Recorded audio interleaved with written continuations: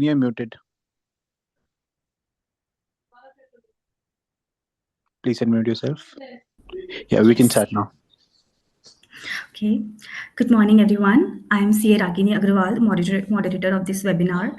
We are delighted to welcome you all in this webinar being organized by CCLEA and NPO Committee of ICAI.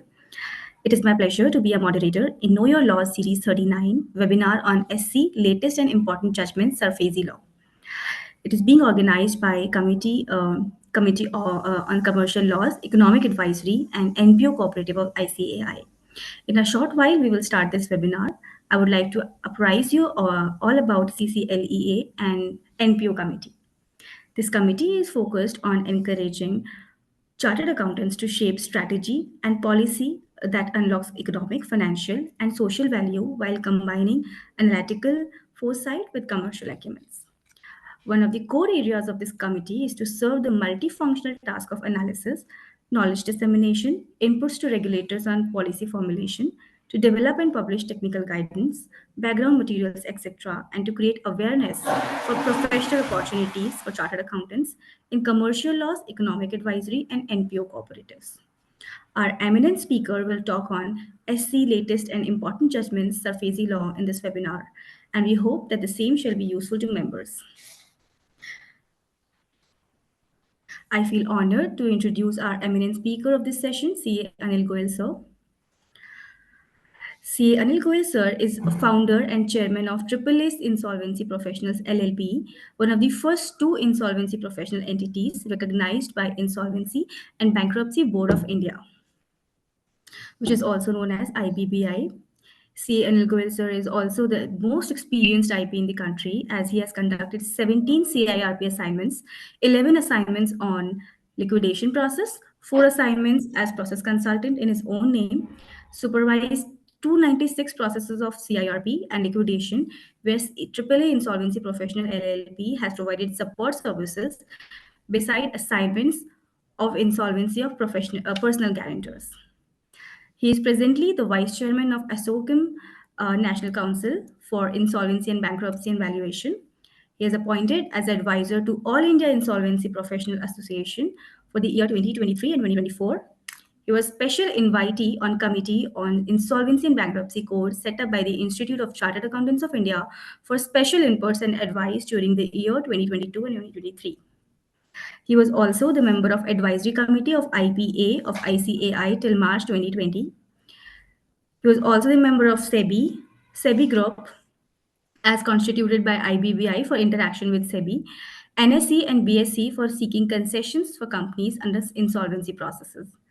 Mr. Goyal is a distinguished speaker and esteemed educationist with a passion for disseminating knowledge on insolvency and bankruptcy code, Sarfaesi law, and management of stressed assets without any fees. With unwavering dedication, he has conducted an impressive total of 75 weekly webinars on the subjects, consistently delivering valuable insights and fostering understanding among participants. More than 200 of his lectures and speeches are posted on his YouTube channel named AAA Group. Now, I'll take you to his social profile. See, Anil Goyal sir I is don't socially think it is very required. I don't think it is required. I think, okay. Yes, I believe. So, he is also a member of Rotary Club for philanthropic reasons. He has worked on Rotary organ donation. Now, I respectfully invite C. Anil Goyal sir for the deliberation of this session. We also have a Q&A session at the end of this webinar. So, sir, you can start. So thank you, Ragini. It's like too long a profile. In fact, I was thinking that you probably will shorten it according to the requirement of time. But yes, thank you for reading the entire profile. So today, good afternoon to all the participants, and it is actually my pleasure to give a talk on Sarfaesi law. We cannot simply shift to the Supreme Court judgments on Sarfaesi law, and we actually have to go through the basics of Sarfaesi law. So once we go ahead with the basics of Sarfaesi law, because see, what I understand is that the most of the participants would be a chartered accountant here, and they may not be an existing practitioner on Sarfaesi law. So they would like to first of all know the basics of Sarfaesi law, and then we will see the Supreme Court judgments.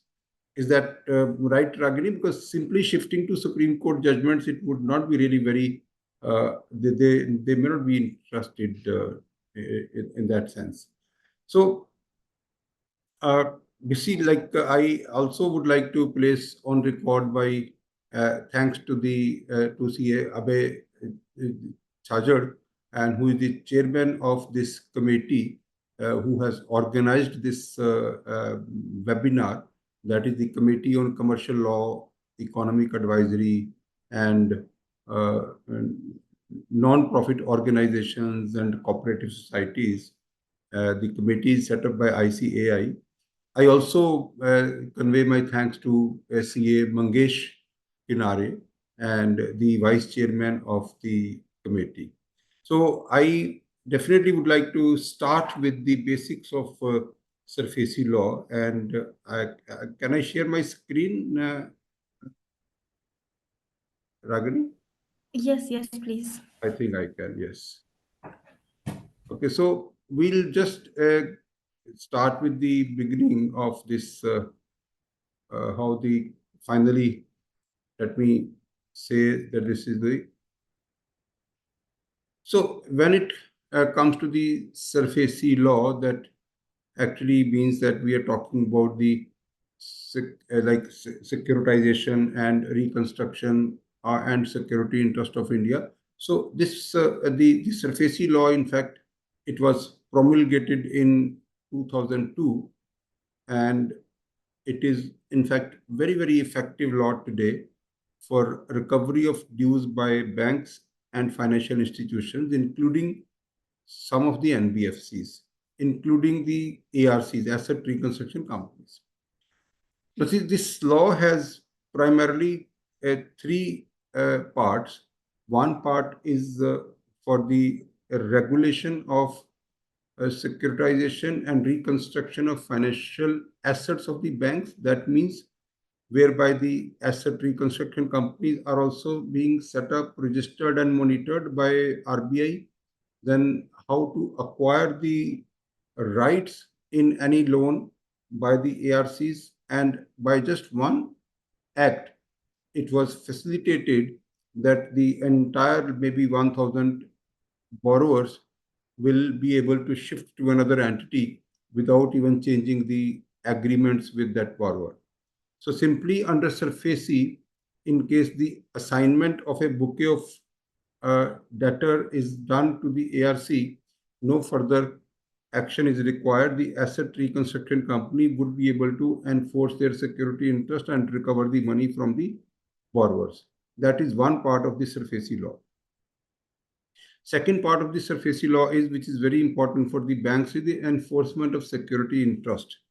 Now, the enforcement of security interest means that this is a law which was made that the banks who have actually created any mortgage or charge on any property and has given loan against that mortgage, they should be able to recover their money by selling that asset without going and approaching a court of law. So the law was made in such a manner that the banks would be able to recover their money. Banks would be able to sell the asset mortgage to them without even going to a court. So this is the most effective part of the Sarfaesi law. And the third part was the central registration of all the transactions of mortgage.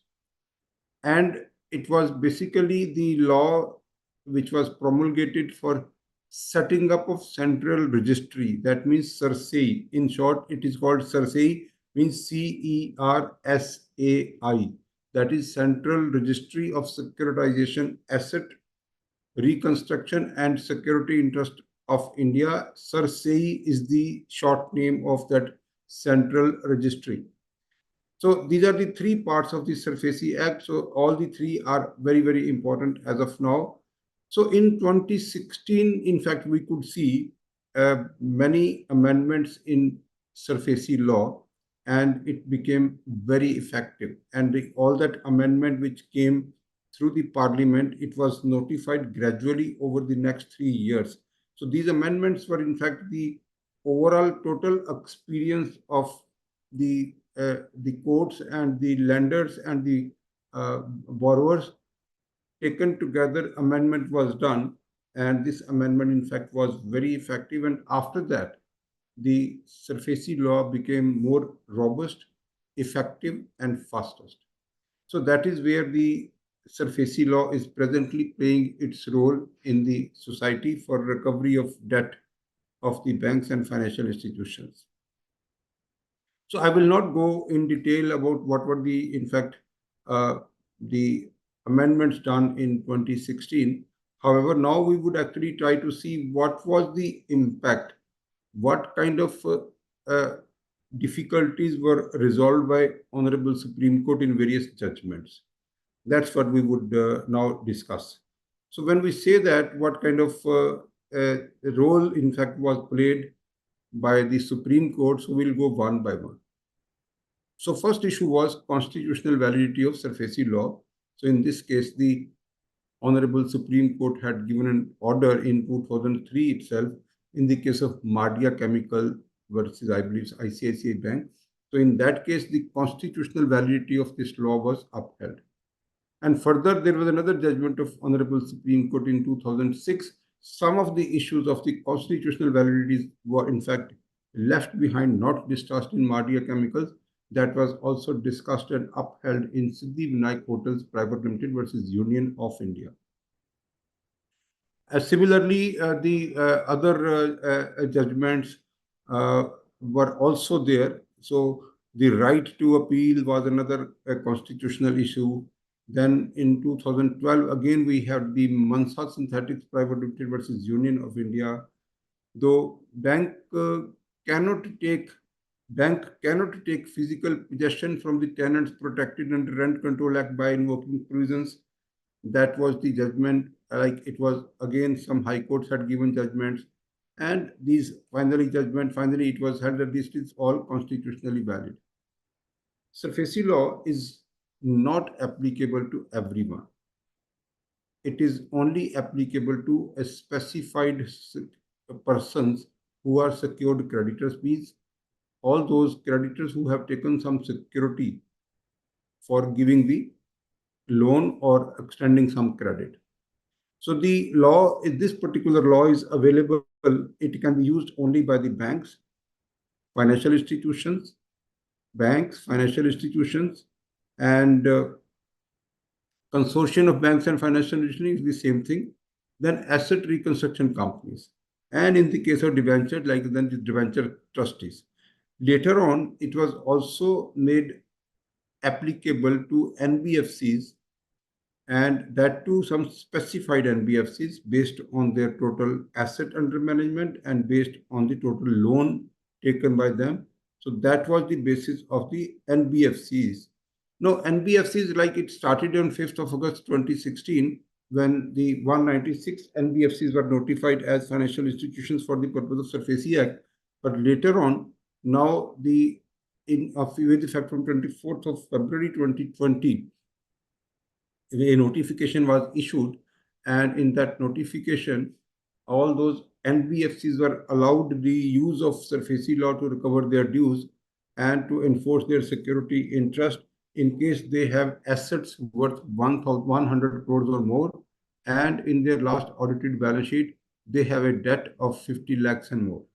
However, the minimum amount where the Sarfaesi Act would be applicable should be a loan of rupees 1 lakh or above.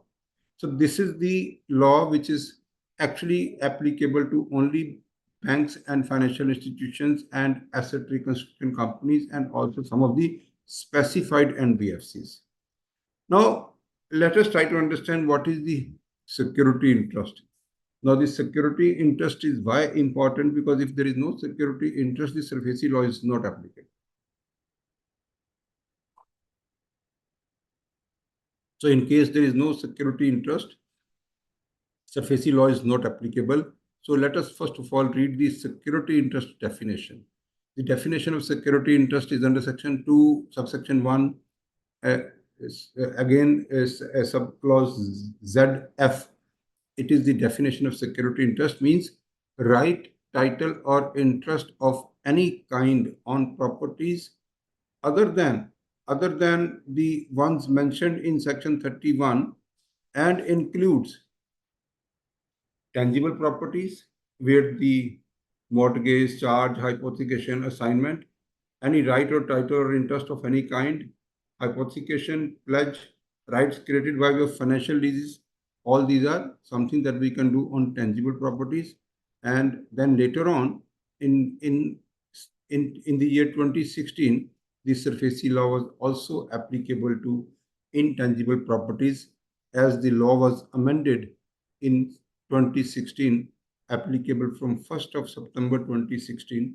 And now the Sarfaesi law is even applicable on rights, titles, or interest assignment by way of security, and not assignment by way of a transfer, license created on the property, that is all on intangible assets. So this is all. We actually can have a security interest when we have given a loan to someone. Against that loan, we can create a security interest. Now,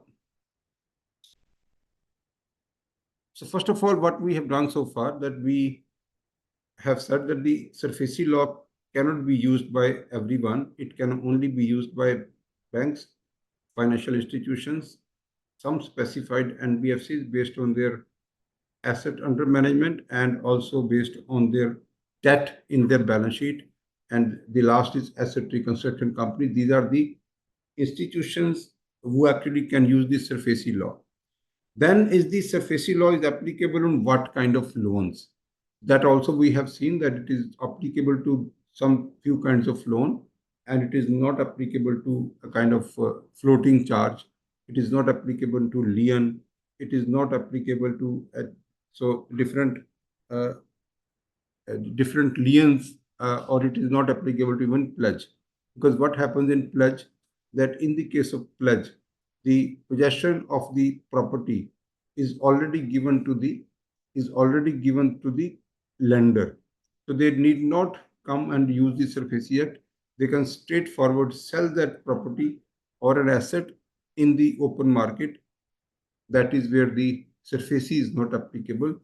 Only the normal contract act is applicable.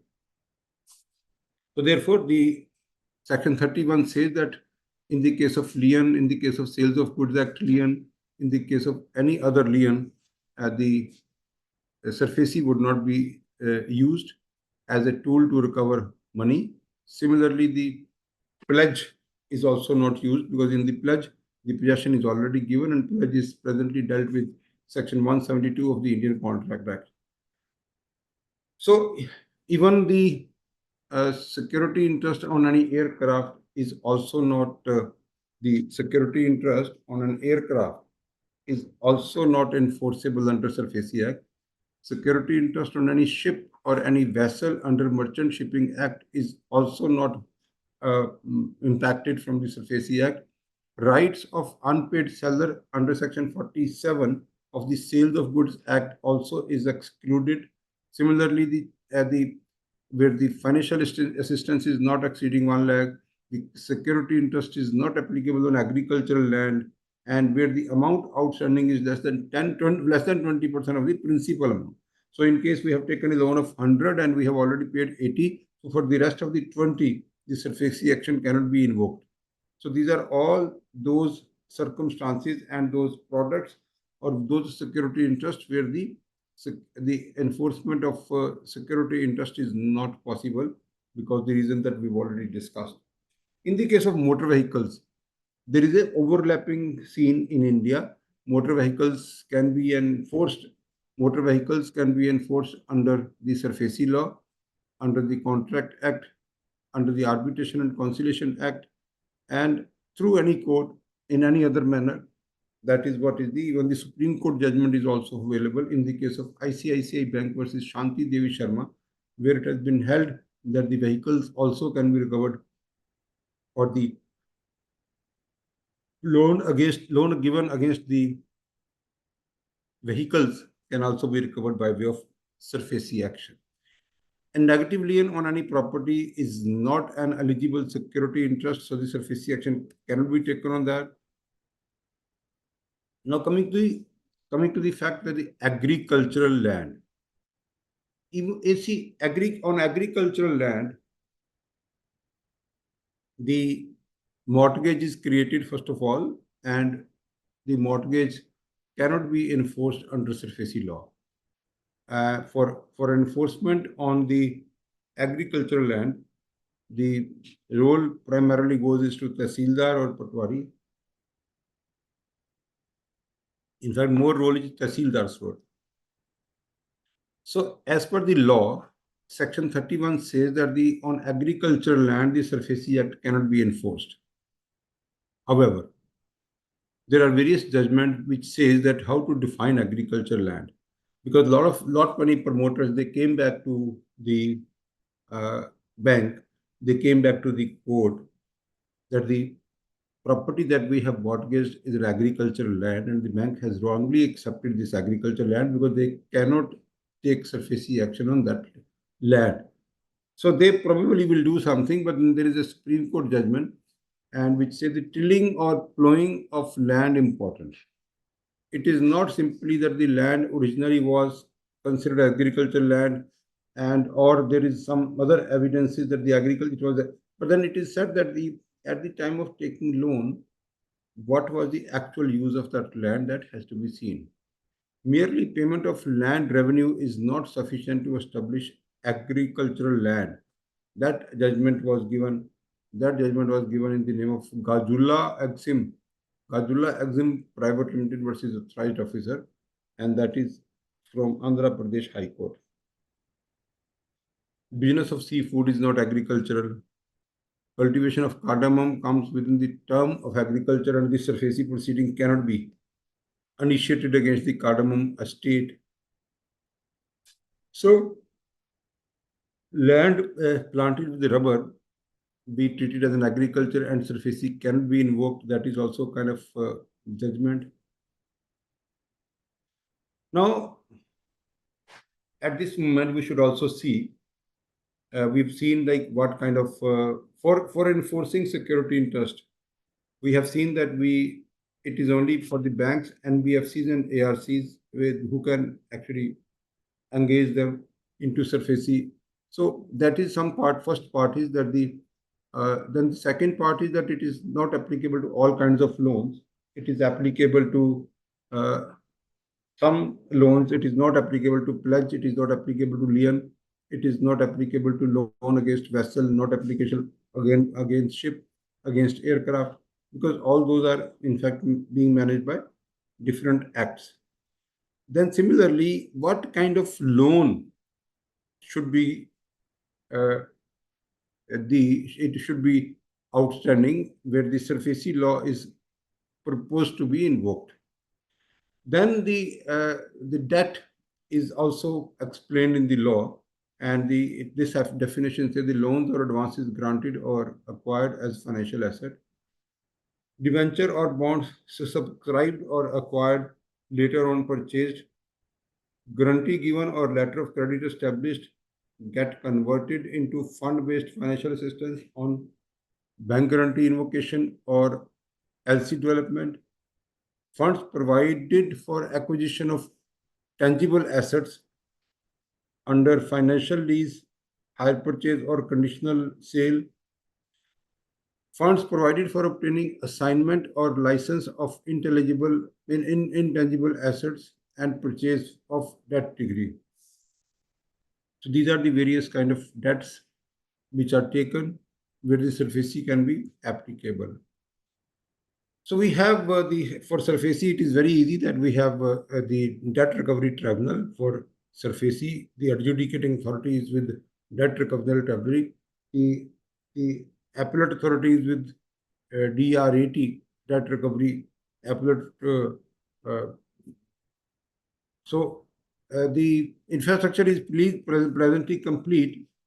So we have appellate tribunals also. We have DRAT, debt recovery appellate tribunals. We have 5 as of now, 1 in Delhi, Mumbai, Kolkata, Chennai, Allahabad. So 5 debt recovery appellants are also available. So coming to the Sarfaesi Act is when the Sarfaesi Act can be initiated. So whenever the loan account becomes borrower, or when the loan account is having some outstanding installments, all this in case happens, then we can use the Sarfaesi law, and the banks can use the Sarfaesi law. In between, Ragini, in case there are some questions coming in between, can we take those questions right away, in case there are some questions coming? Yeah, I'll just check if you have any questions.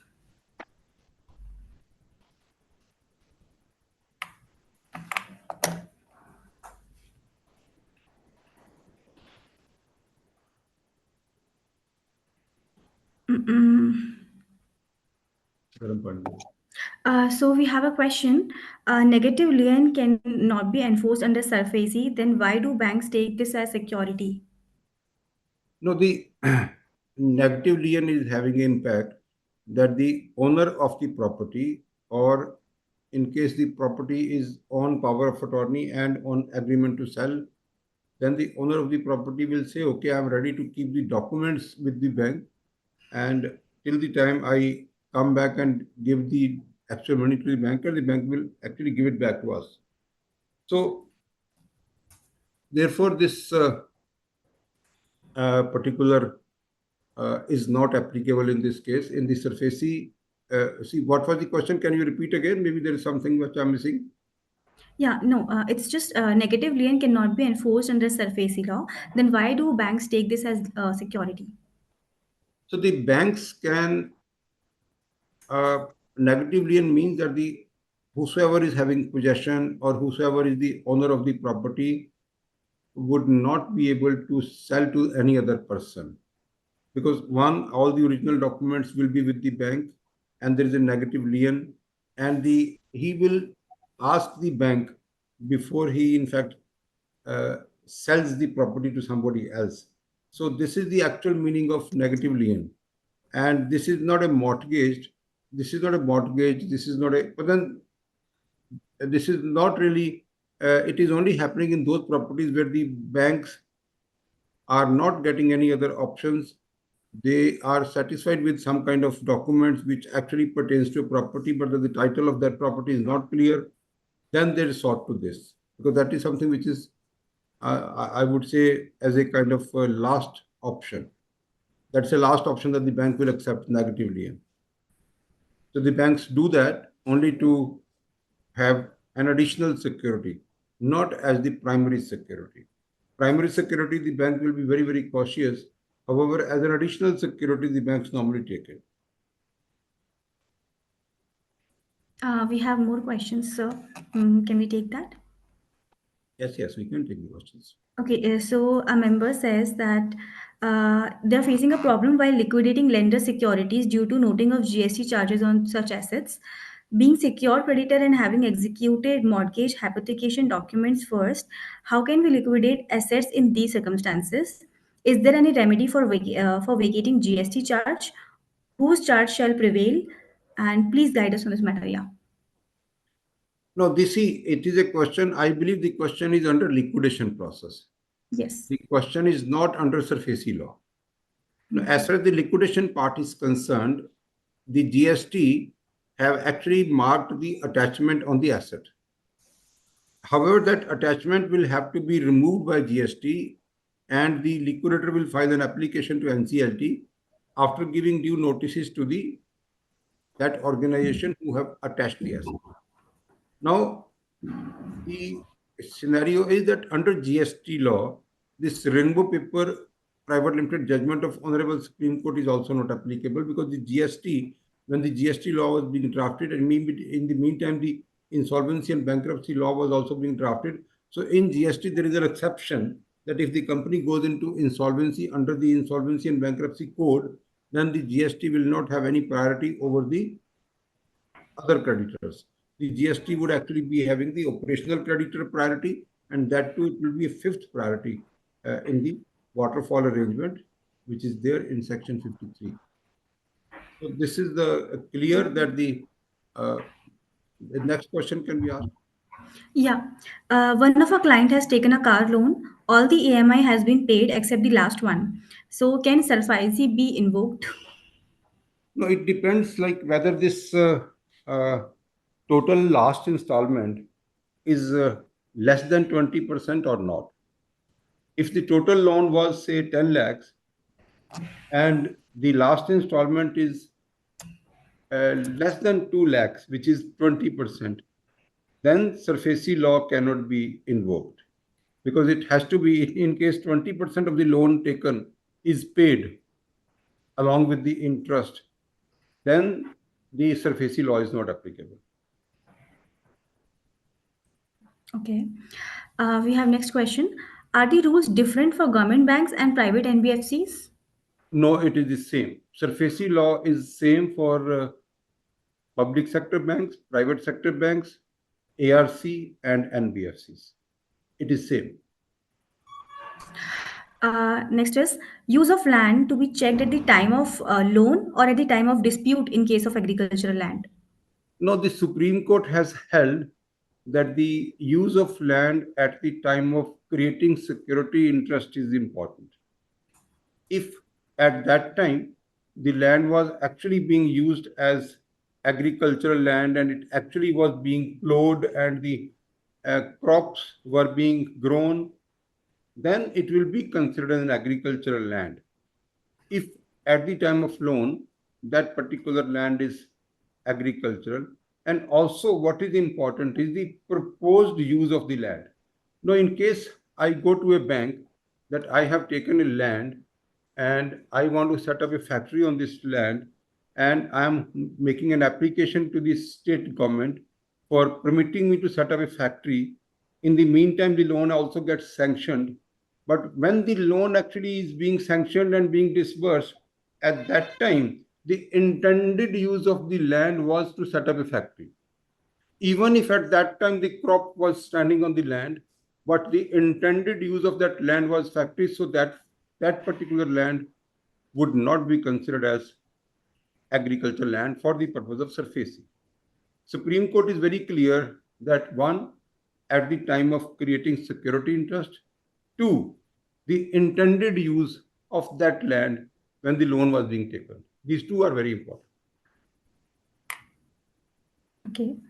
Next, we have any building owned by the religious trust. Can that be invoked?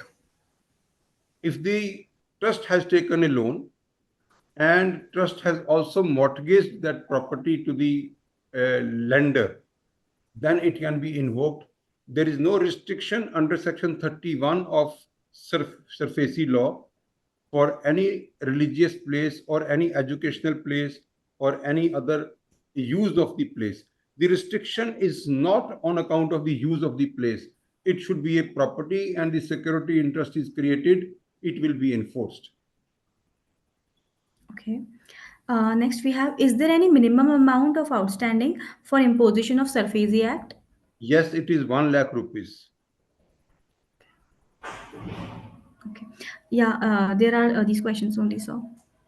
Good, Ragini. In case these questions will come in between, it actually makes the webinar Session. more interactive and useful, because the one question, if it is answered, the question will go to all the participants. I'm not sure how many participants are there, but then I believe there are many participants. Therefore, the questions are also coming. So please keep a watch. If the questions are coming, it will be good that in case we can take it up along with the webinar itself. Definitely, sir. Okay.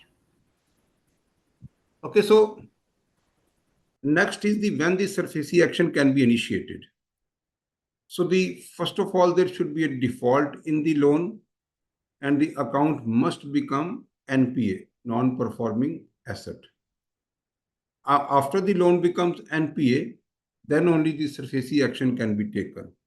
And if the account is not NPA, then Sarfaesi action cannot be taken. So I'll just keep, because then there are the various procedures of how the Sarfaesi action can be taken. The step one is that the banks will give notice under section 13, subsection 2, and the contents of the notice are also defined in the rules and the law. And the authorized officer is also defined, because notice has to be given by the authorized officer. Here, I would like to say, when the notice under section 13.2 is supposed to be given, various high courts and various Supreme Courts, what they have said.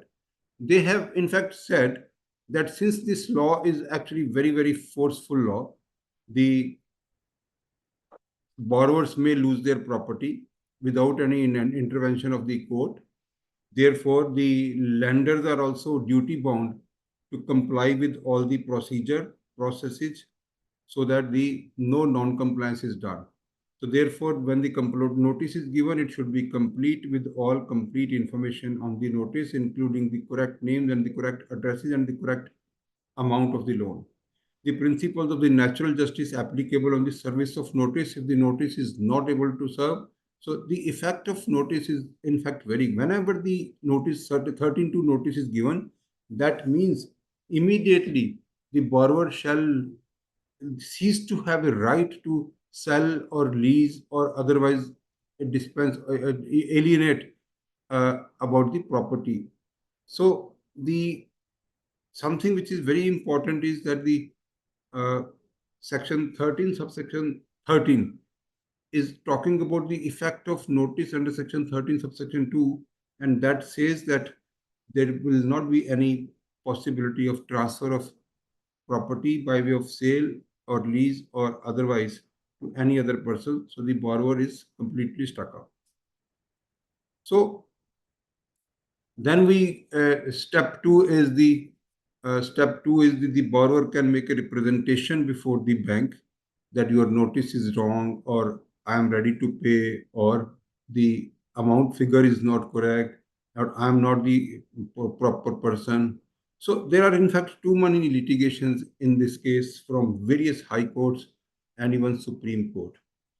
The in most of these litigations, since the uh, caption, since the title of the webinar today is the Supreme Court or important judgments, so that means the other important judgments also are very important to be discussed in this webinar. So this issue, whether the notice was proper and the notice was properly served, this has actually undergone a lot of litigations and various cases like Syndicate Bank versus Basa Lingappa, Jagrit Food, DN Motors, Titulia Coke Plant, Jent Agencies, all these cases in fact talk about the natural justice, format of notice, contents of notice, mode of service. I think I'm only saying if there are uh, lenders also in this webinar, they should be very careful in issuing the notices. So there are various examples. Limitation law is applicable, notice not properly served, bank has not appraised and processed an application for enhancement, borrower's request for trust and retention account was turned around, statement of account was not provided, borrower has submitted an offer of OTS. All these were the reasons which the borrowers have taken all these reasons in the court and have taken some kind of stay as the process was not being followed by the banks correctly.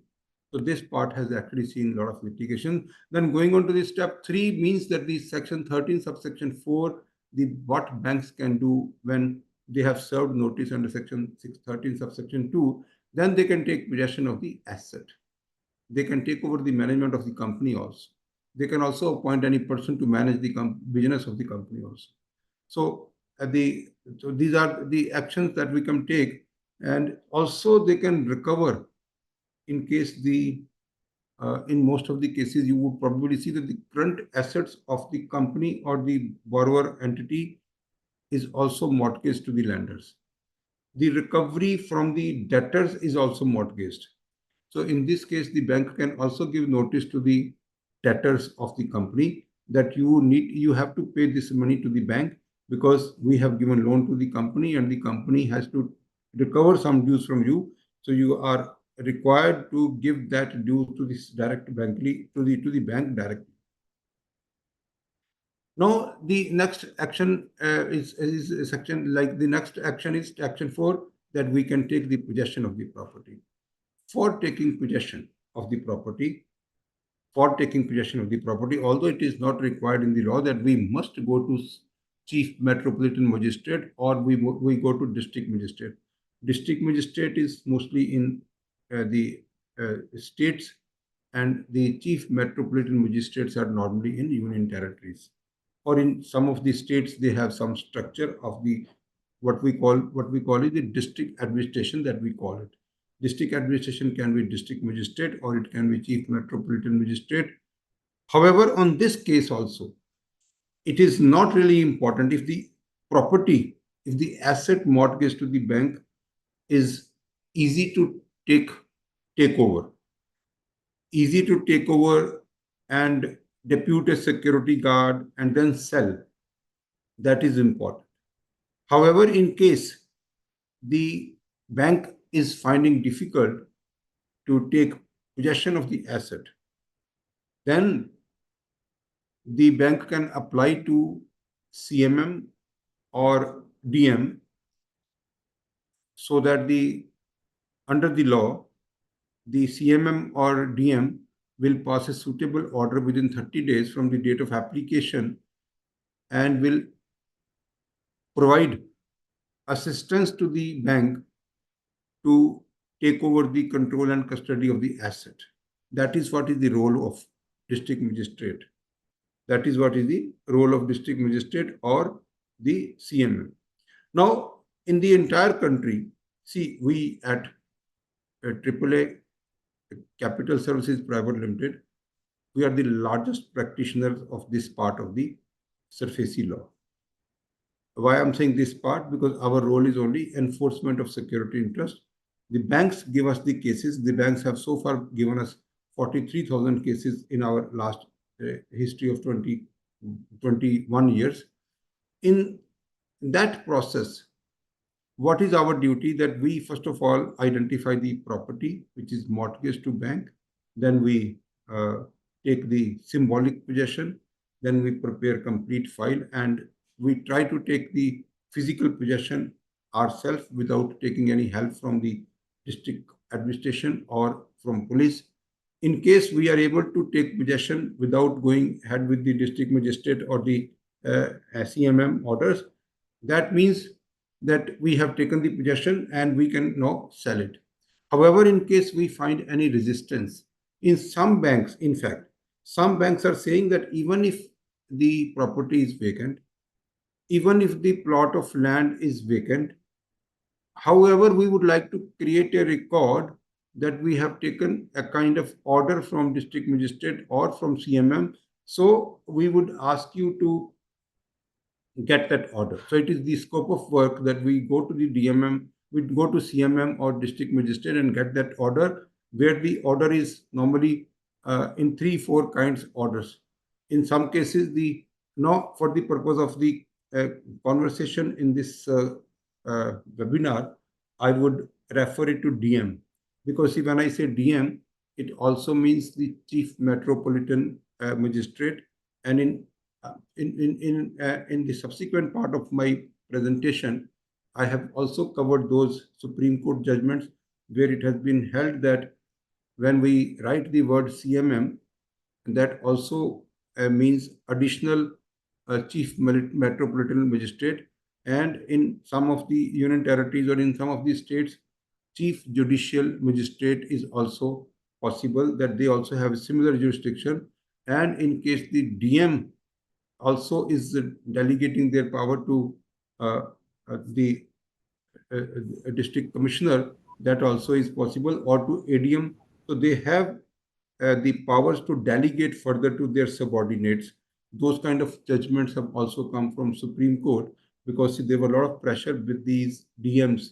So they were not able to give the orders as stipulated, that they have to give the orders within 30 days and maximum within 60 days. So they were not able to give. Now it has been held that they can actually delegate their powers to any officers subordinate to him for taking possession and forwarding the same to the secured asset. Appointment of Naib Tahsildar was also upheld by the Supreme Court. It is also provided in Section 14 of the Sarfaesi Act. Now, this step has already been taken. Yes, please. Yes, Sorry, Ragini. sir. Actually, we have few questions again. Yes, Can we yes, we take? can. We can take. Yeah. So, one question is, does ROC charge prevail or the security interest in case of companies under IBC? See, Section 26, capital E of the Sarfaesi Act is very clear that the any transaction of mortgage has to be registered with central registry, and any transaction registered with the central registry will have the priority. So the Sarsae is an organization.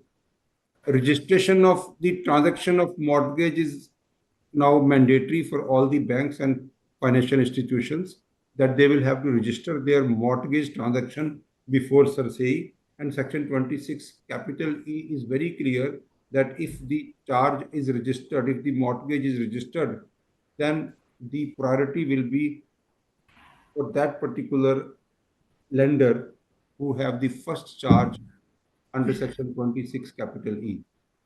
Even after that, if the any attachment is done by any government department, that attachment will also be considered as second charge.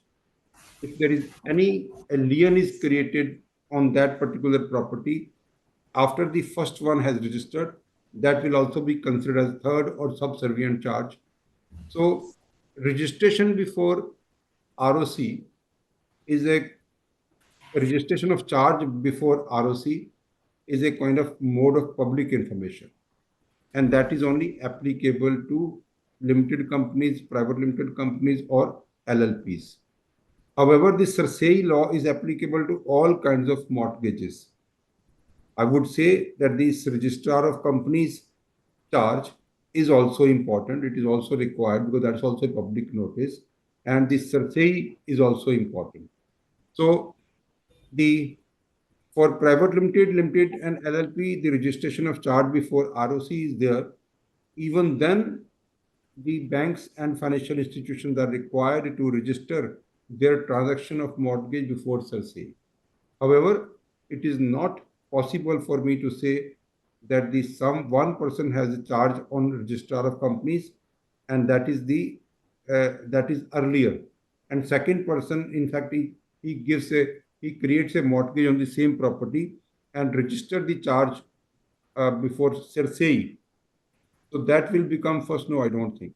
So the registration of charges before ROC and registration of charge or mortgage with Sarsae is almost kind of having same importance.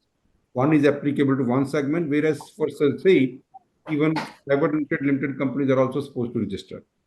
So ROC charge is also important. Sarsae charge is also important. This is final answer. Okay. Now next we have whether Sarfaesi Act is applicable on high value special mention accounts. Sarfaesi is applicable to secure to enforce a security interest. So that security interest can have a value of say more than 1 lakh of rupees, or it can have a value of 1,000 crore. The only issue is that it should be sellable, it should be identifiable, and the process can be completed on that particular security interest, on that secured asset. So the value of the security interest is not at all a kind of deterrent for using Sarfaesi. However, when I say that the Sarfaesi is effective when the property is identifiable and the property is small. So now I think in case the querist is saying that it is a very large loan and the operations are continuing, in such cases whether the Sarfaesi is impactful or not. So I'm saying the Sarfaesi is impactful in case we are able to take possession, or in case we are able to hand it over to someone, then it is impactful. Otherwise, the overall sale of business, that is only possible under insolvency and bankruptcy code. Although the Sarfaesi law also had a small part where the management can also be taken over under Sarfaesi, but some relevant rules have not been provided by the Ministry of Finance. So therefore, that part has left to become effective. So as far as the takeover of the management is concerned, that is only possible in the IBC. The question was a very large case where the loan amount is very large. Yes, Sarfaesi Act is applicable. Practically, At times, the lenders do not use Sarfaesi for a very large cases like for Bhushan Steel type, for SR Steel type.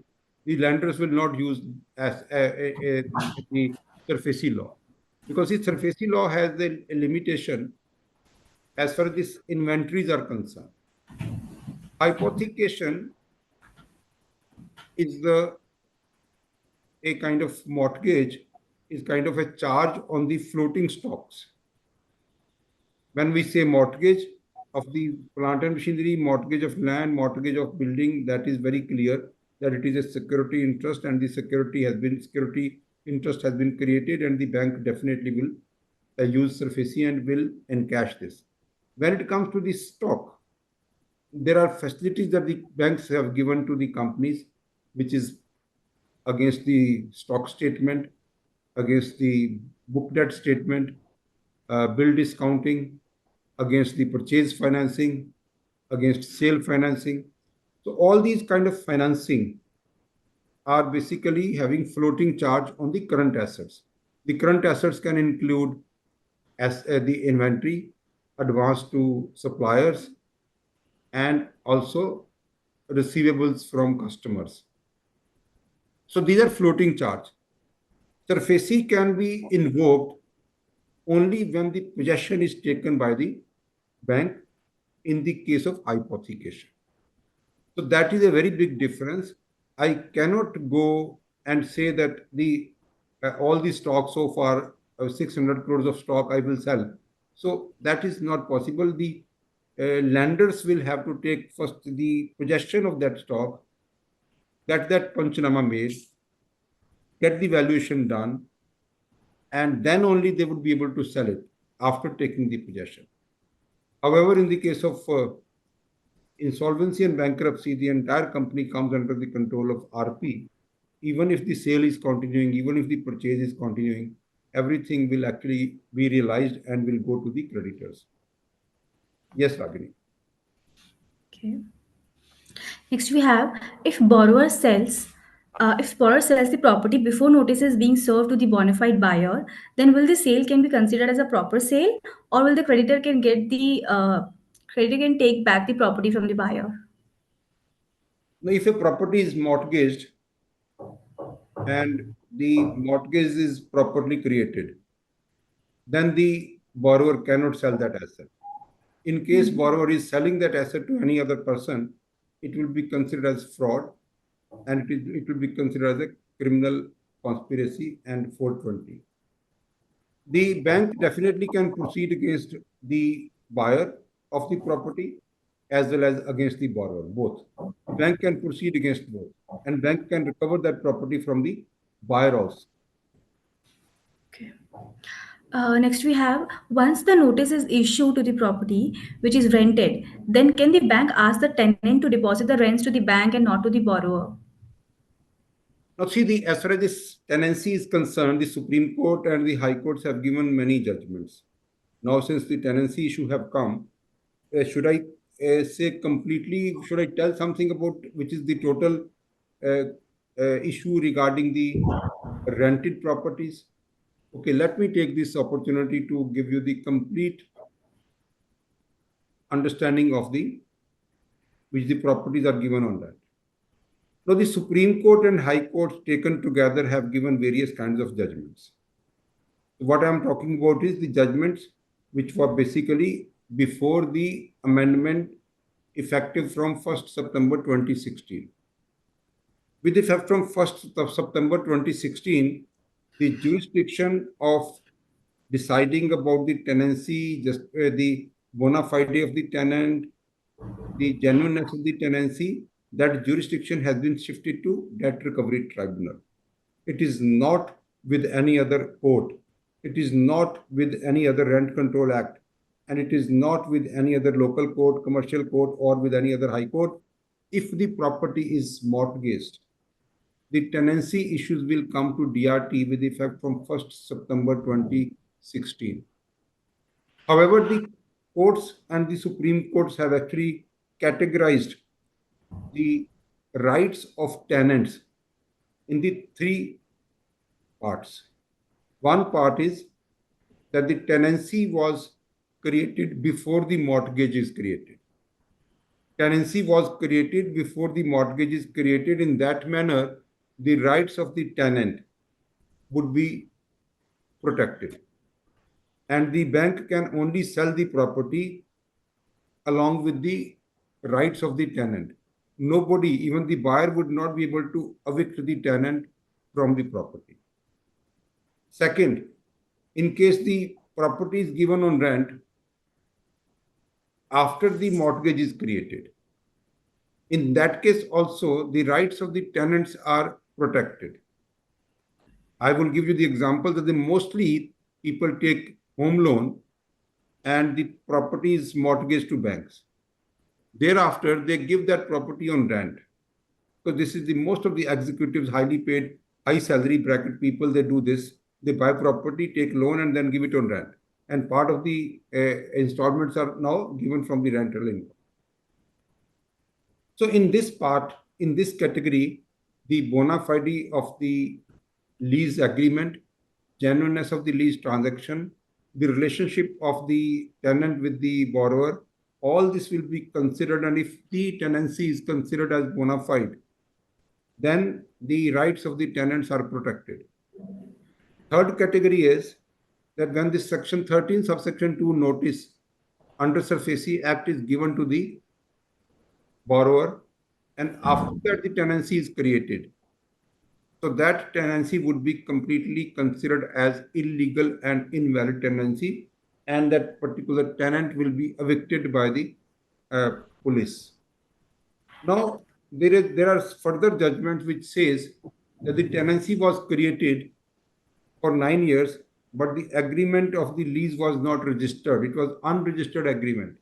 So in all those cases, it is held that maximum lease, in case it is found to be a genuine lead, in case it is found to be a kind of arm's length transaction, then the maximum lease period can be 1 year from the date of that agreement if the lease is unregistered, if the agreement is unregistered. So this is the entire uh, issue of tenancy on the secured assets. And in case there are some people, they want to ask some follow-on questions, that is also possible. Okay. Next we have, can the bank take possession of all the furnitures, like things like in case of plant? Yes, in case anything which is mortgaged to bank, bank can take possession and bank can sell. Anything which is not mortgaged to bank, the bank will have to go to DRT and take a kind of recovery certificate. And then based on the recovery certificate, the execution of a recovery certificate, they can do they can sell every other asset which is not even mortgaged. Okay. Can after confiscation of the property under the Sarfaesi Act and after the auction of the same property, borrower can sue the bank and also to the new owner of the property? And what will be the remedy for the same? The borrower will not have any right to sue the bank. Now, there are many borrowers, they have tried on various different accounts. One account that they have tried is that the bank have sold our property at a very, very low price, number one. Two, that the bank have sold our property without giving us appropriate notice.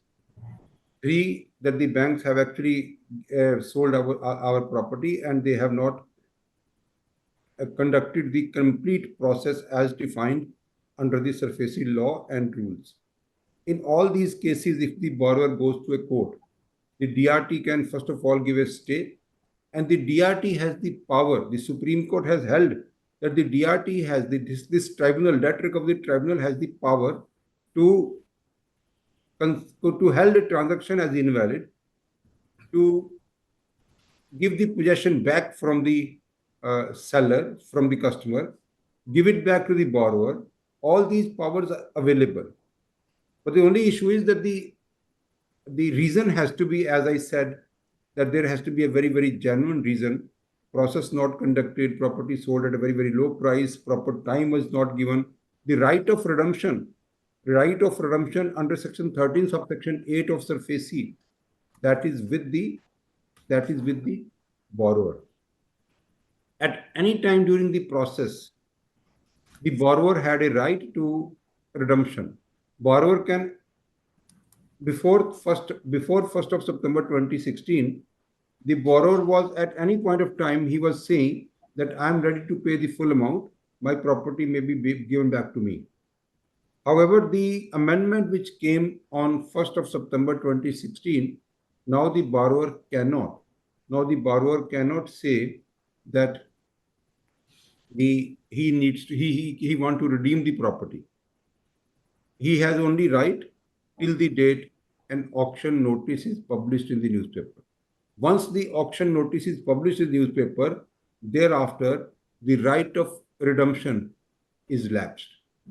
So this is the latest position, as all the litigation has actually been reduced by the Supreme Court and by the amendment. Now the litigation is reduced completely on this issue that the borrower has a right of redemption of his own property. That is only available up to the publication of sale notice. Yes, Ravi. Um, if tenancy is created after the mortgage, then whether bank no due certificate is required? No, no due certificate is not required from the bank, because see, there are many people, many homeowners, they take loan from the uh, bank, and then they give property on rent to a genuine tenant. So those tenants are protected. The tenants are not supposed to take no due certificate from the lenders of the owner of the property. The tenant can just walk in and execute an agreement of lease and can start possession of that property. Lender is not required to take no due certificate from the landlord or from the bank. Yes, sir. Yeah, we have these questions. Good. That's really enjoyable that in case we have these questions, that means that the people are interested in this subject. And I feel that this subject is very important these days when the insolvency law is not really very effective. So the Sarfaesi is actually very, very effective. So that's what now I also think. We actually we were coming into this kind of because see, when I'm again in the process that I'm trying to explain, process under Sarfaesi, along with this, I'm also trying to say where the Supreme Court has given judgments, where the uh, high courts have given the judgments. So in the process, when we go to take order from CMM or from DM, then in that case, the various courts also have held, and the various sections also provide that the DM may take steps or may use force as may be required. And the order of the DM cannot be questioned in any kind of court. Lenders can take possession without DMCM orders, and the possession and the sale will be valid. As I said, that if the DM order is not required, if the DM help is not required, that is not necessary. We can take possession if there is no resistance, and we can sell it, so that would be valid. So any action taken by the banks is fully protected. And finally, I said that the powers of the chief metropolitan magistrate and chief judicial magistrate are equivalent. And these expressions like CMM, CJM are interchangeable, and both have the powers to issue such orders and do action under Section 14. So these are the issues that we actually have.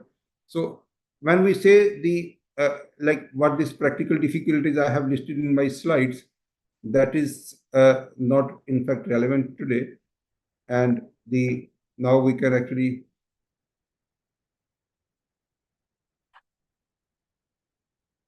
We have one more question. So, Yes, please. what is the role of caveat? See, the caveat role is like in case we get an order,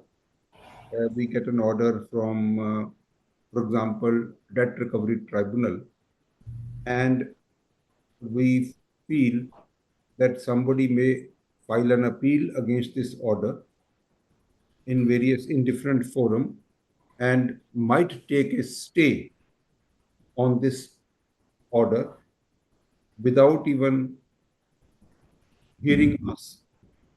So the caveat is filed when we have an apprehension that any party will go to a higher court and file an appeal, and higher court may not decide something ex parte. Therefore, we file caveat.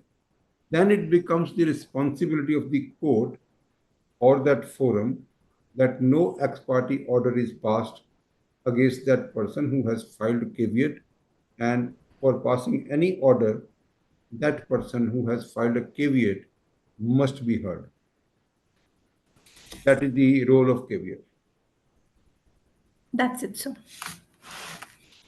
So we have other kind of judgments where we have briefly touched upon these issues, and one such issue is the role of DM is merely to assist in taking possession. Either merits or rival contentions of parties are not within the scope of powers. This was decided in the case of Bank of India versus Pankaj Dilip by Himnani, and that is a judgment from Gujarat High Court.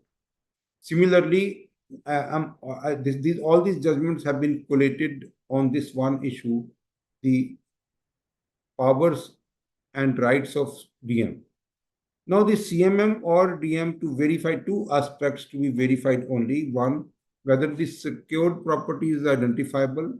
Number two, whether the secured assets fall within his territorial jurisdiction.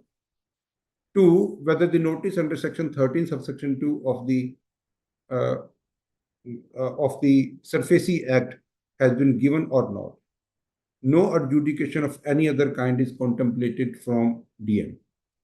Not in power to DM is not power to decide the question of legality or propriety of any of the actions taken by secured creditor. This was also decided by the double bench of Gujarat High Court in the case of Mansa Synthetics Private Limited versus Union of India.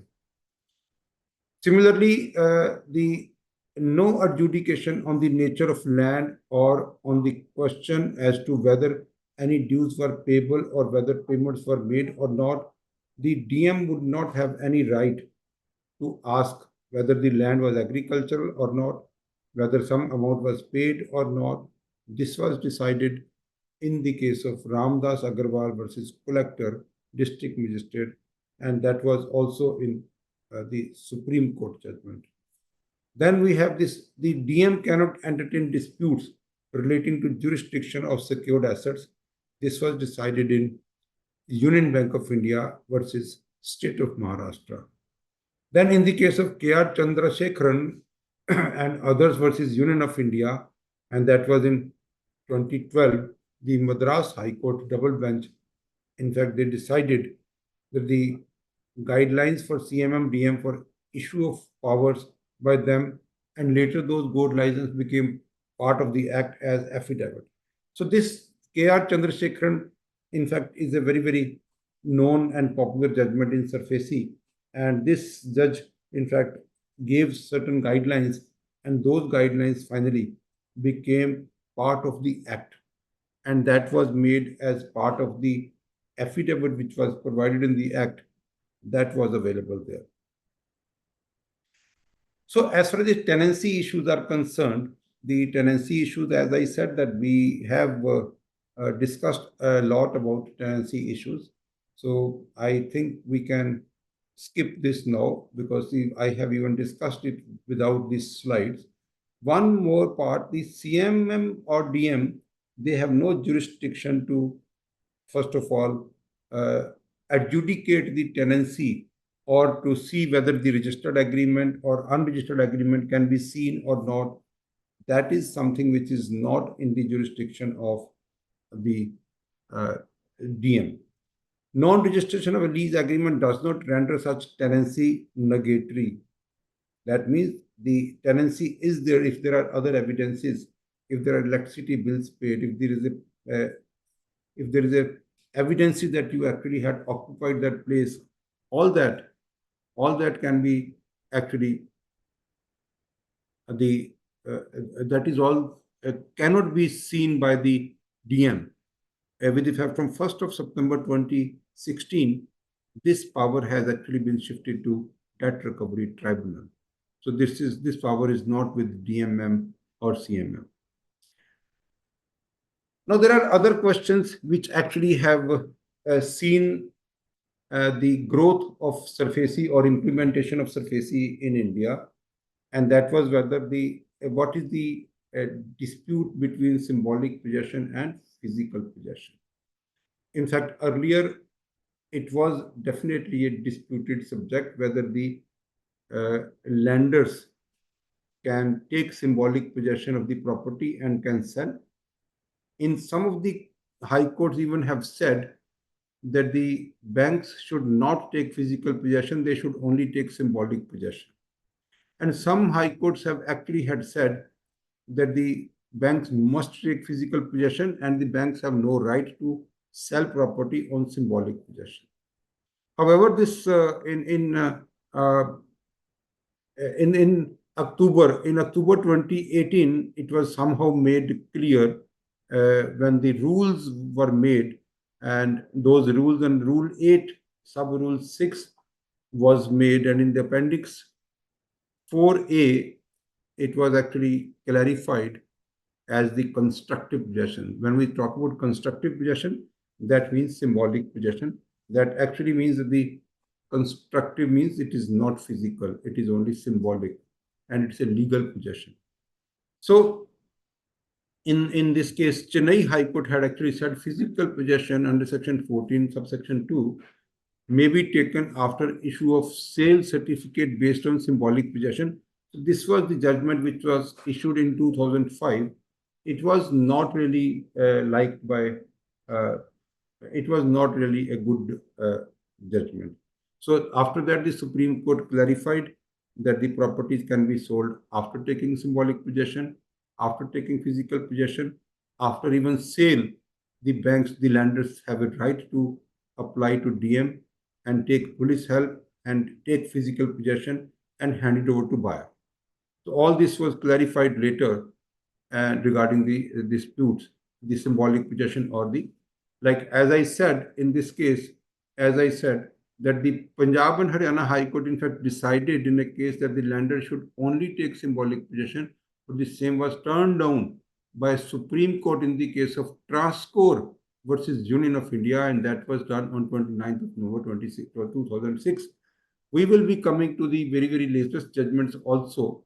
However, it is actually very clear that this law actually has seen a lot of changes, and these are the physical possession difficulties that we face as a practitioner. So we face a lot of difficulties when people actually resist our action, because our job is to take physical possession of these secured assets and thereafter market it and get the recovery to the banks.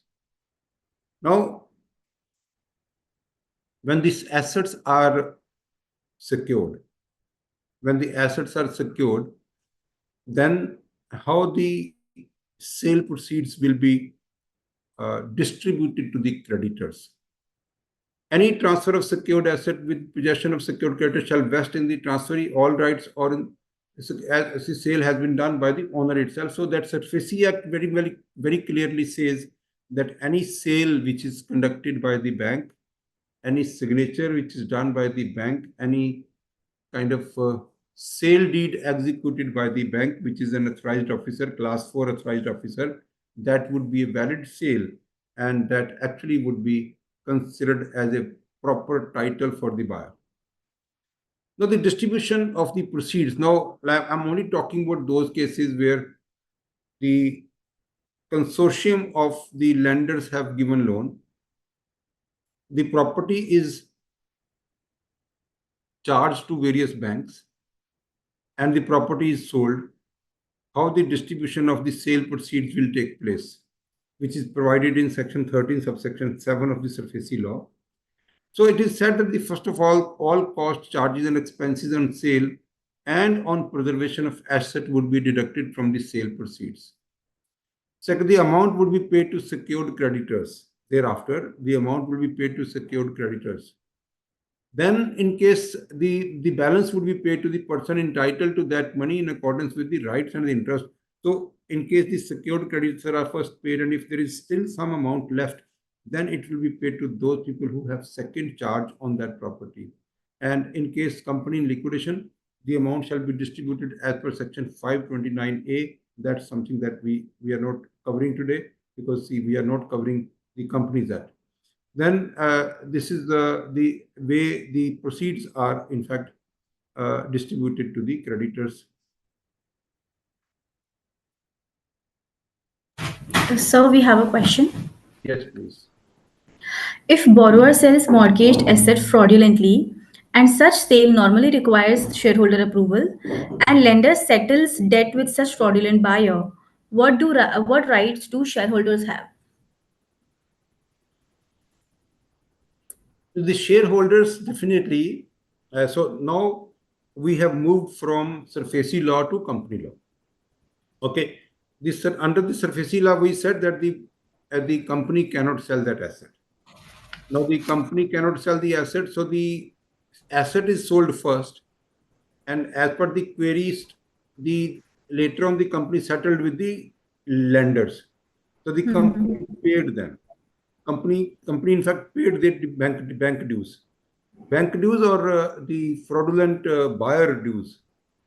I think the querist wanted to say that the company finally settled with the lenders.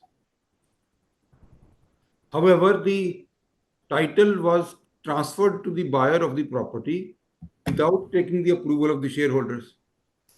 That is what it seems. Then it becomes a question that the person who has sold, he has no authority to sell that property. So the person who has bought, he will say that I have no idea, because the lifting of the corporate veil, and so the different kind of issues will come. Whether the third party, whether the third party is supposed to check whether the board resolution was passed or not. If the third party could not check whether somebody can actually, whether the third party would be under questions or not.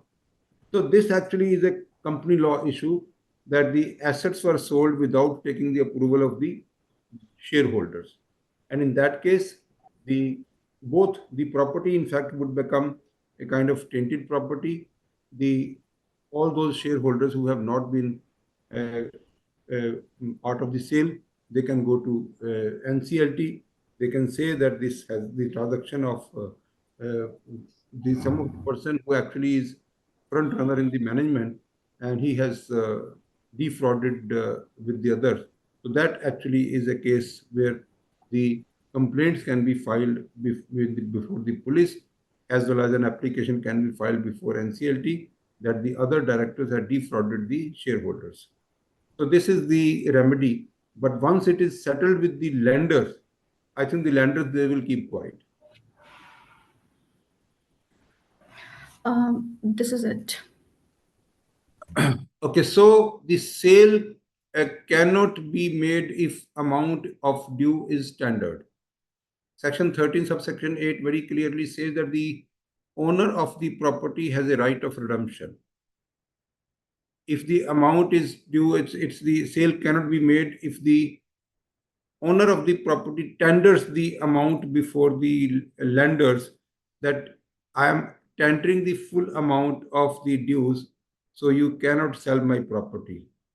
So that is something where the amount is tendered before the bank, then the property cannot be sold. And in case it is sold by the bank without respecting the tender done by the owner of the property, that actually means owner of the property or borrower, that is not compliance. So that kind of sale will be completely held, will be held as invalid sale. Now, this is a section before the date of publication of notice of public auction, or inviting quotation or tenders from public, or private treaty for transfer by way of lease, assignment, or sale of asset. This is where is the amendment now 1st September 2016. Now the right of redemption, the right of tendering the full amount of loan will be lapsed once the publication of notice is done, once the quotations, invitations are sent, and once the tender for public participation in the sale that is released, or the information about the private treaty is also given officially to some of the people, then at that time, the right of redemption will be lapsed and the property can be sold by the lenders. So in case of multiple people having charge on the property, so the 66% of the secured creditors shall agree for any action under section 13 subsection 4. The secured creditor can file an application to DRT for recovery of the balance amount. Even after sale of the property, the application can be filed for recovery of the balance amount. So this is also very important that then the DRT will pass a recovery, the bill will pass an order, issue the recovery certificate, and that recovery certificate can finally be gone for the execution. Some of the amendments, in fact, which was made in December 2019 and also January 20, and those amendments are also very, very important. In fact, with these amendments, this as the latest was notified on 24th of January 2020, and with these amendments, the Sarfaesi law has actually become more effective and more robust. So with these amendments. So this is what I said, that the filing of transactions of securitization or reconstruction and creation of security interest, the particulars of every following type of transaction shall be filed with Sarfaesi with effect from 24th January 2020. Transaction of securitization, transaction of asset reconstruction, transaction of creation of security interest. So all these transactions must be filed before Sarfaesi. All such transactions subsisting on or before the establishment of Sarfaesi or after the establishment of Sarfaesi must be registered. Nobody can say that I had given the loan in 2005 and this Sarfaesi was set up or established in 2006. Nobody can say that even before the establishment of Sarfaesi or even after. All those transactions of securitization or transactions of creation of security interest would be filed before Sarfaesi. So this is something which is mandatory. The securitization meaning is also defined. Securitization means acquisition of financial assets by any asset reconstruction company from any originator, whether by raising of funds by such ARC from qualified buyer by using a security receipts representing undivided interest. We are not going by this. Filing of registration is already touched by us. Effect of registration, we've already discussed section 26 capital C, section 26 capital D, section 26 capital E. I think we can actually read this for the listeners, for the viewers. The section 26C, it was also notified in September 20. The effect of such filing or registration by secured creditor or other creditor or the government authority or a person having an attachment order would constitute a public notice. So the filing will become a public notice. Whether a security interest or attachment order is filed, registered with Sarfaesi, then the claim of such creditor shall have priority over any subsequent security interest created upon such property. Any sale or transfer or lease of that property would be subject to the security interest registered or filed by the creditor with Sarfaesi. Then the section 26D, from the date of appointment as notified, that is 24th of January 2020, no secured creditor shall be entitled to exercise the right of enforcement of security under Sarfaesi unless the security interest is registered with Sarfaesi. Priority of secured creditor that is mentioned in section 26A.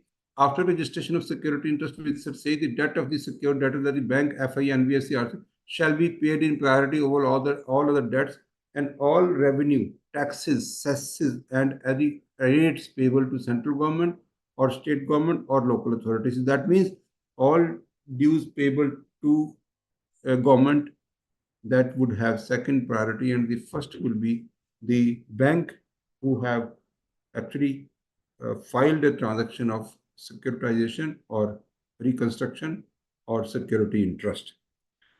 If IBC proceedings are pending in respect of any secured asset, the priority of secured creditor would be as per IBC. That's what is mentioned also. So now from here onward, I would be focusing on the judgments.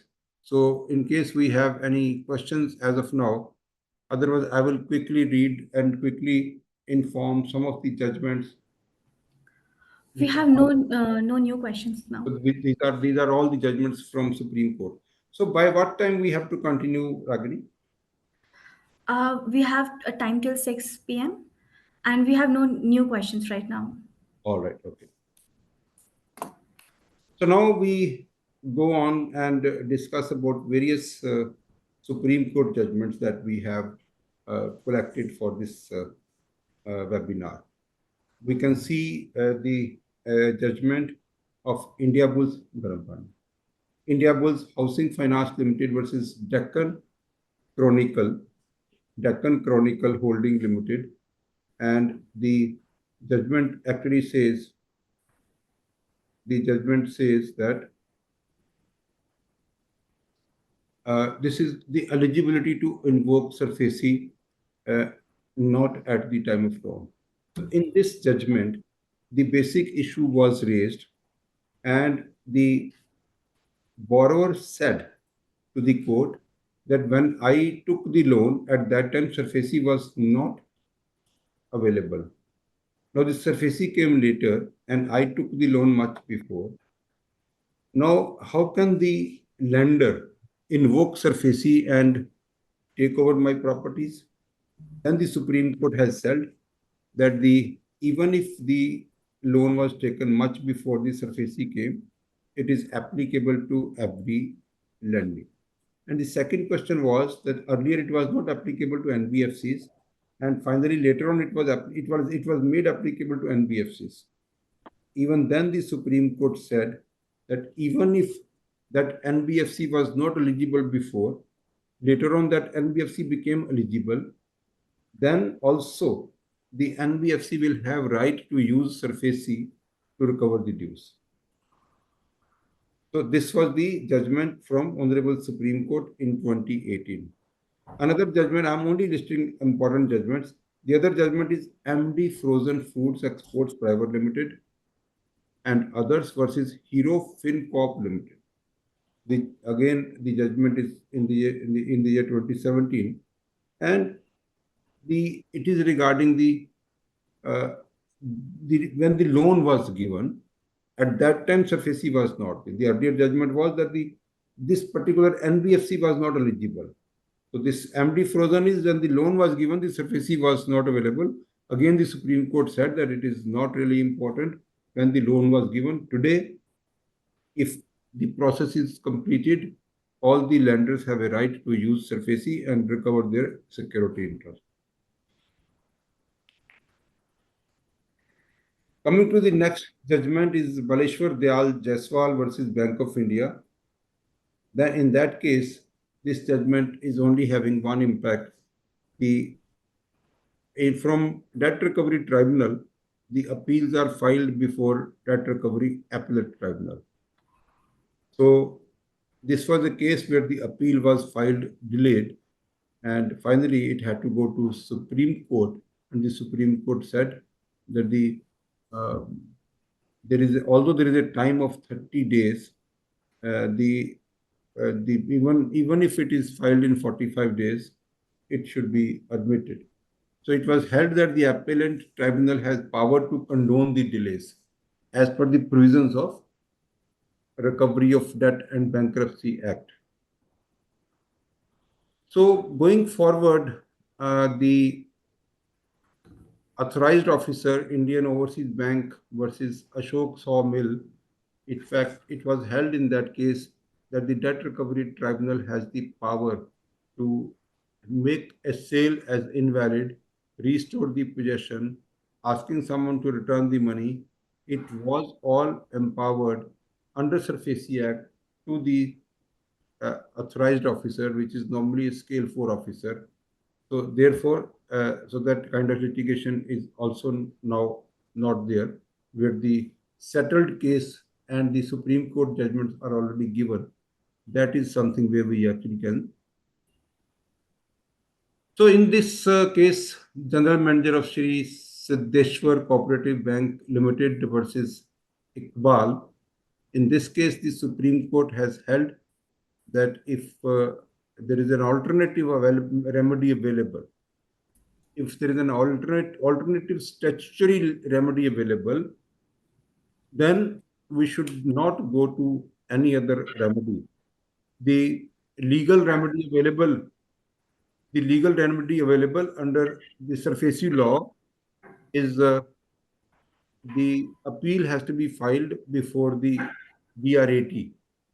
So if somebody actually is not even filing an application before DRT and straightforward he goes to High Court and then to Supreme Court, so this judgment says that it cannot be allowed.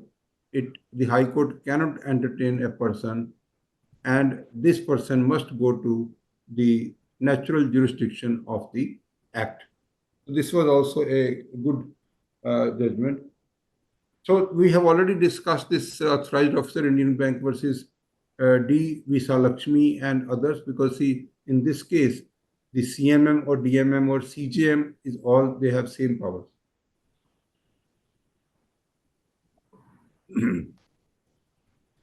In fact, you can see different views were taken by high courts of Kerala, Karnataka, Allahabad, Andhra Pradesh, and some high courts had taken the reverse view, like Bombay, Kolkata, Madras.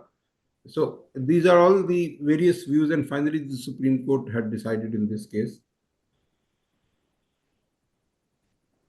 Then coming to this authorized officer, State Bank of Travancore versus Matthew Casey, 2018 judgment. It is actually saying the compliances were done by the secured creditor while taking action, so that everything was done and all matters were being done very carefully, and the public money is given. Timely payment also ensures liquidity to facilitate loan. So therefore, the frivolous litigation is not permitted. The Supreme Court had said that frivolous litigation is not permitted and it should be avoided. And the Supreme Court and the High Courts, they would be rejecting most of the application, because this granting stay or taking stay from a court became a very, very regular feature in this Sarfaesi law. So the borrowers were in fact very apprehensive whether this kind of activities will continue or not. Then in September 2016, the amendments came, and after that, the Supreme Court has actually given many orders saying and making the Sarfaesi Act as valid and effective.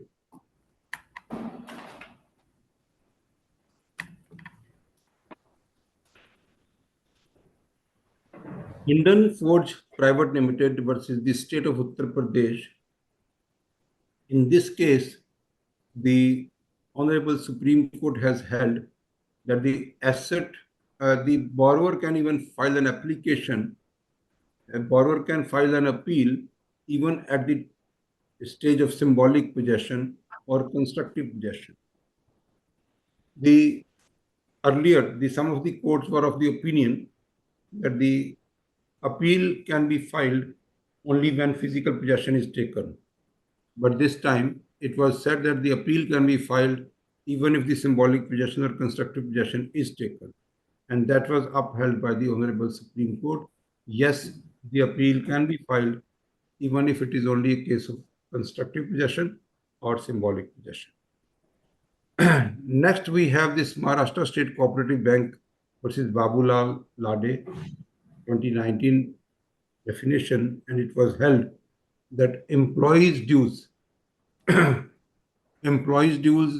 workmen dues need to be paid proportionately from the uh, from the assets of the company, and in case the assets are not available and the employees are much higher, much more in number, then of course, but then it is said that the employees' dues are to be paid by the lenders from the sale proceeds of the properties.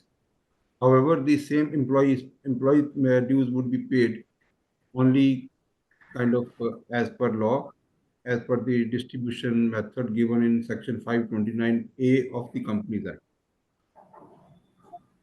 Then, in the case of K. Virupaksha, this versus State of Karnataka, the Supreme Court has held that even out of these contractual obligations, the banks have a right to file a criminal appeal before any forum. So that actually was the judgment, and the apex court said that is so very is see, when there exist discrepancies in which a bank has proceeded against a secured creditor and the debtor cannot attack or order or the order provided under the said law.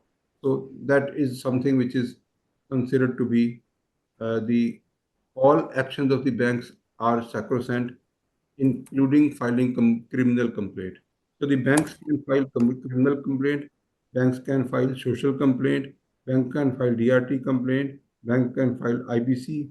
So everything is permitted to bank for recovery of their debts. Going forward now, it is the Union Bank of India versus Rajat Infrastructure Private Limited. It is a judgment in 2020. This is the pre-deposit of appeal, because in the law it is written that if you file an appeal before DRAT, 50% of the amount due has to be deposited before the appeal can be admitted. So in this case, before the High Court, praying that the High Court could have issued directions that no pre-deposit was required, the High Court dismissed the review petition. Therefore, set aside the orders of the High Court insofar as they hold that pre-deposit was not required. So that kind of pre-deposit was not required. That was held by the court. We have already discussed this Bajrang Shyam Sundar Agarwal. This was regarding lease without registration document. Only 1 year is allowed. So this was the judgment that I was referring to. It was a judgment of Honorable Supreme Court, and this judgment only referred to the tenancy rights of a person whose actually property is mortgaged, where that property is mortgaged.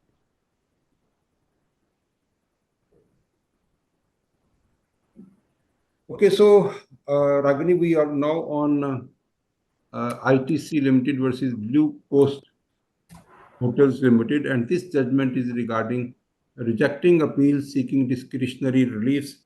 So the courts were fed up, like they were actually facing applications every day where some discretionary reliefs is being sought without even pointing out any kind of miswork or low quality work. So this was decided by Honorable Supreme Court that the rejecting appeal seeking discretionary relief is possible. The discretionary relief, the borrower is not entitled to the discretionary reliefs in the Sarfaesi matters. Going forward, it is Indian Bank versus A. Indian Bank versus A. Let me see.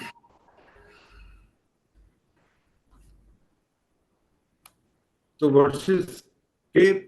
Papiridiyar, And this judgment is slightly more important, and it actually says the classification of land in the revenue records. In fact, I have already discussed this while I was discussing the status of agricultural land, how to deal with agricultural land, what kind of agricultural land is where the Sarfaesi law is not applicable. So all that is also held in this case. This is a judgment in 2018, and it is held by Honorable Supreme Court that it is all a question of facts. What is the nature of land, the use to which it was being put on the date of creation of security interest. In fact, I had already answered this against when I was replying to a question that the agriculture land issue has to be seen as on the date of creation of security interest and the purpose for which it was set apart. The purpose for which it was set apart means that the purpose for which it was intended for use. So if it was intended for use of a setting up a project, it is no more an agricultural land, even if when the security interest was created, there was crop and it was actually being used for agricultural land. However, this judgment made it very clear that agricultural land, in case we have to exclude from Sarfaesi action, then it must pass through some tests, whether it is a genuine agricultural land or it is only a document. Even in this case, it was also found that the revenue records are showing that the land is an agricultural land and the revenue also is being collected from the owner. Therefore, the revenue record is not the conclusive evidence of the agricultural land being used as agriculture. So I'm going forward. If there is no questions on this, now Um, yes, please. so we have one question. Yes. Can full mortgage be transferred when the loan is transferred from one lender to another? What is the position if substantial part of loan has already been paid to the original lender? No, whenever a loan is assigned, the loan is assigned along with the all the original agreements and contracts. If no, given an example, if the loan is for 100 crore and the out of this 100, 70 is already paid and the entire mortgage is continuing, the charge on the assets is continuing, then whenever the loan is assigned, it will go along with all the rights of the lenders to enforce security interest on all the collateral securities, even if 70% loan has been paid. Is that clear, Ragini? Yeah. So it is very clear that all the rights of the lenders will be transferred, will be assigned, even if the loan or substantial part of the loan less than 80% has been paid. However, if the more than 80% has been paid, then Sarfaesi cannot be used. Any further question? No. We can also see the other judgment. See, like in the Sarfaesi law, actually have seen a lot of intervention from various high courts or from various uh, forums like Industrial Dispute Act, kind of. In between, there was a time when the debt recovery tribunals, they were not having the presiding officers. When any of the aggrieved party does not have a remedy available, then they used to go to the different courts like High Court, and they used to file a writ petition. So in this judgment, Supreme Court has held that we agree that in case the remedy is not available, then they can go to any other forum to find a remedy.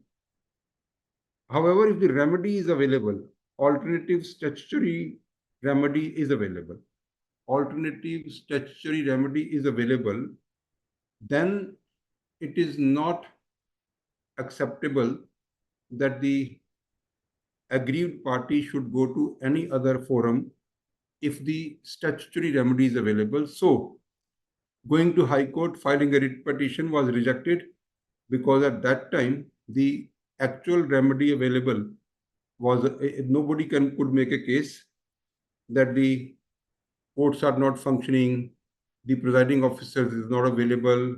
Those kind of case was not made. Therefore, the applications were rejected. That better you go to that recovery tribunal because that is the statutory remedy available to you.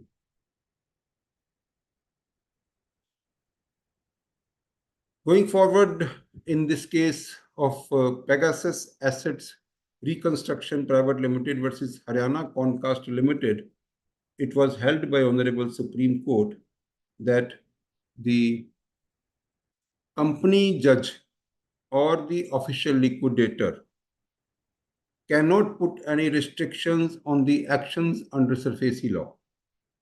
If a lender is enforcing its security interest under Sarfaesi law, is trying to take possession, trying to sell, then the company judge or the official liquidator cannot put any fetters into the process of recovery under Sarfaesi law.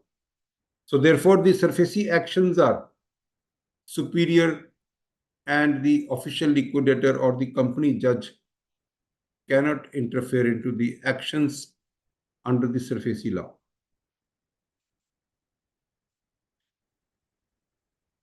So this is the same judgment and it's continuing on the same page. In fact, I have already briefed. Now this Indian Bank versus SK Jivanandam, in this case, basically this was an appeal against an order of High Court and passed by the magistrate under Section 14 of the Sarfaesi had been reversed and the appellant had directed to hand over. Now, in this case, the High Court said that yes, the powers are available. In case this is the right of redemption issue, like under Section 13, subsection 8, the right of redemption is available to the borrower. And finally, the order of the High Court was set aside and the respondent borrower was directed to hand over possession of the asset in question to the appellant bank. So in this case, when the publishing a notice, so although the amendment came later, but this particular judgment was also decided on this basis that once the sale notice is published, thereafter the borrower cannot say that I want to pay the full amount. That was also a good judgment. This judgment of SBI versus Ramakrishnan and judgment of 2018, and that is also very clear. This was on the issue of regarding the insolvency of personal guarantors, whether the jurisdiction would be with the DRT or with NCLT. So in this case, it was held by Honorable Supreme Court that the jurisdiction of personal guarantors insolvency would be before NCLT. So we have some more judgments. So in case we need to, in case you feel that we have time, we can still go ahead with those judgments. Let me see with, yes, we can go ahead with some judgments quickly. What do you say, Ragini? So, sir, we have 10 minutes left, and We can freely ask questions to everyone. Let us open this forum for questions. In fact, questions. other Supreme Court judgments that we have Again, it relates to the DM powers, CMM powers, and also all this is like I have already given the context, and based on the same context, the judgments are now coming. So we actually can seek some questions, and in case there are no questions, then we can even conclude. The judgments Uh, are many, but the contexts are the same.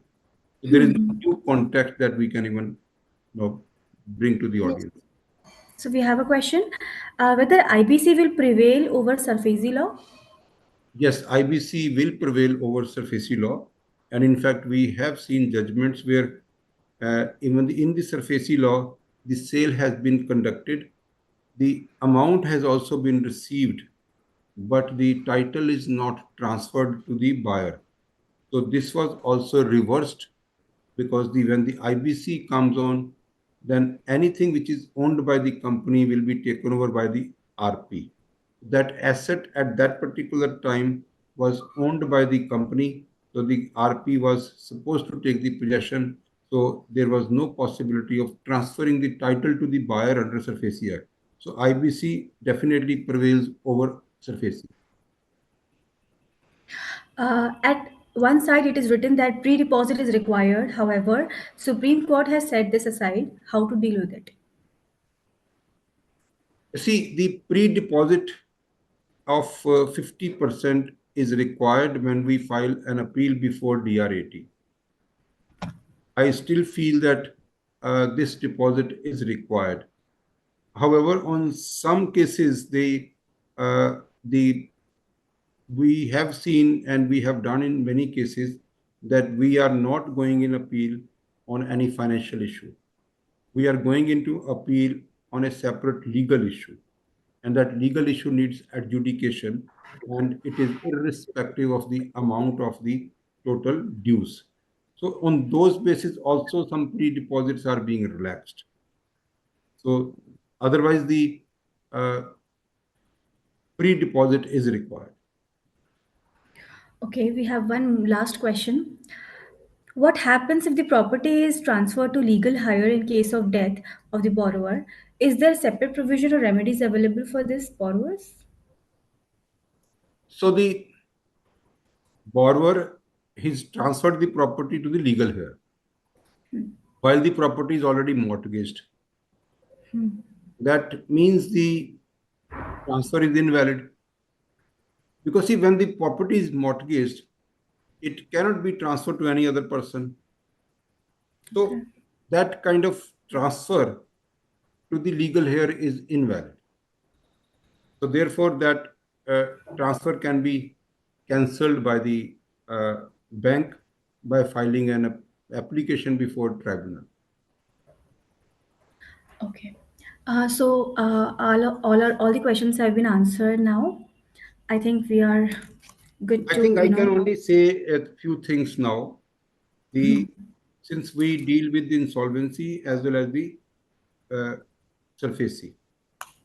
We have a largest firm in India for SARFAESI and also for insolvency.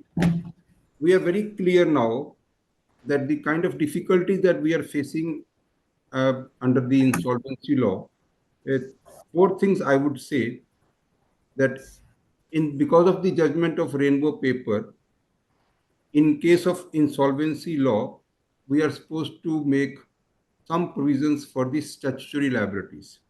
Statutory liabilities against state taxes, against income tax, and against service tax liability type of liabilities. Whereas in SARFAESI, there is no such priority given to the consolidation to the central government or the state government or the local authorities or any such authorities. So that is the biggest reason why the banks are preferring SARFAESI as against IBC in case the properties are identifiable. Secondly, because of the judgments of Jet Airways and ABG Shipyard under insolvency, even in the case of resolution or in the case of liquidation, the gratuity is supposed to be paid 100%, provident is supposed to be paid 100%. In most of the larger companies, the gratuity liability and the provident fund liability is very large. That actually is going out of the liquidation value of the stakeholders. Whereas no such obligation under the Sarfaesi law, no such requirement under the Sarfaesi law, when the assets are being sold, only the only the official liquidator can claim workman dues from the assets, proportionate workman dues, and that also can be claimed by the official liquidator and no other person. The These are the two things. The three, that uh, because of the amendments under section uh, the amendments in 26E section of Surface, the any kind of attachment would not work against the lenders, because the lenders have registered their or filed their mortgage transaction before Cersei. So any other attachment or any other lien will be subservient to the lenders. So they are also protected in that way. Fourth, the High Court and the Supreme Court has said that the district magistrate has no power to adjudicate. They would have to give the order within 30 days or maximum within 60 days. The processes are very, very well defined now. The orders can be taken, police help will be given, the property is taken over, and finally the property is sold. This is also very clear in the Surface law now. So all said and done over a period, however, it is not really possible that we use Surface law for a larger businesses, for a very large steel plant where 2,000 workers are working. It is also not possible to uh, close some of the operations that actually will cause a larger loss. So, like I can say an example, like for a tea garden, the Surface was not able to do much because the tea gardens, however, in insolvency, the tea gardens can be given to any other company, and that's a resolution plant, a thermal power plant, a hydel plant, a retail company, a technology company. All this can be resolved under IBC, larger, wherever the company is to be kept as a going concern. For an identifiable asset, Surface is much better. If there are questions, and I would be available, but I think in case there are no questions, then I think we can conclude, Ragini. So the participants are asking if we can share the presentation with them. Yes, in case you would need from me, I would actually be able to give it to you. Okay, that's great. So with this, I would like to extend my thanks to everyone, CA Anil Goel sir, for the excellent thought-provoking session. The session chairman, CA Abhay Chajir sir, for organizing the session, and the CCLEA of ICAI for keeping things both under control and reasonably on time. However, most importantly, I would like to thank all the participants for joining and making the session very interactive. Thank you so much. Thank you. Thank you very much.